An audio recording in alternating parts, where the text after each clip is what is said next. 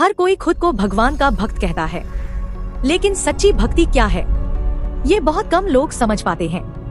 एक शांत से गांव में एक साधारण लेकिन सच्चा भक्त रहता था। वो अमीर नहीं था, पर उसका दिल भगवान से भरा हुआ था।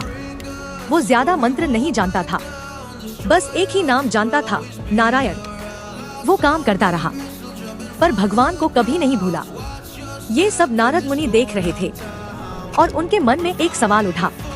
नारद जी को यह सुनकर थोड़ा अचंभा हुआ। वे मन ही मन सोचने लगे, मैं तो दिन रात नारायण नारायण का जाप करता हूँ, फिर क्या मैं ही सबसे बड़ा भक्त नहीं हूँ? यह विचार उनके हृदय में एक नया प्रश्न जगा गया। क्या भक्ति केवल जप से होती है या कर्म और समर्पण से भी? नारद मुनि सीधे वैकुंठ पहुँचे। प्रभु, आपका सबसे बड़ा भक्त कौन है? भगवान विष्णु मुस्कुराए और उसी किसान का नाम लिया। यह सुनते ही नारद जी स्तब्ध रह गए। नारद जी ने आश्चर्य से कहा, प्रभु, वह तो दिन में केवल 2 बार आपका नाम लेता है और मैं तो हर पल आपका नाम जपता रहता हूँ। उनके स्वर में प्रश्न भी था और अपने ही भक्तिभाव पर एक अनकहा गर्व भी। भगवान विष्णु मंद मंद मुस्कुराए और बोले, नारद, मैं तुम्हें एक कार्य सौंपता हूँ। यदि तुम इसे पूर्ण कर लोगे तो तुम्हारे हृदय में उठे हर प्रश्न का उत्तर स्वयं प्रकट हो जाएगा। यह कहकर प्रभु शांत हो गए और नारद जी ध्यान से उनकी वाणी को सुनने लगे।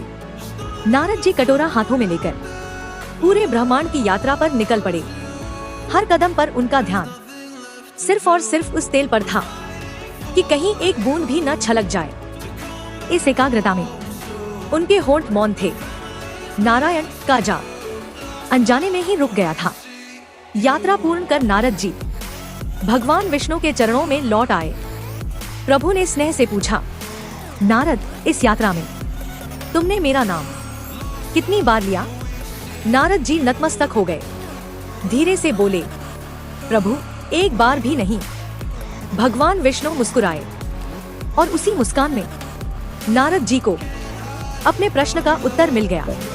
भगवान विष्णु बोले, नारद, भक्ति केवल जप का नाम नहीं है। जिस प्रकार तुम कटोरे के तेल में पूरा ध्यान लगाए हुए थे, उसी प्रकार वह किसान अपने कर्म में मुझे सदा याद रखता है। सच्ची भक्ति वही है जो नाम, कर्म और समर्पण तीनों को एक कर दे।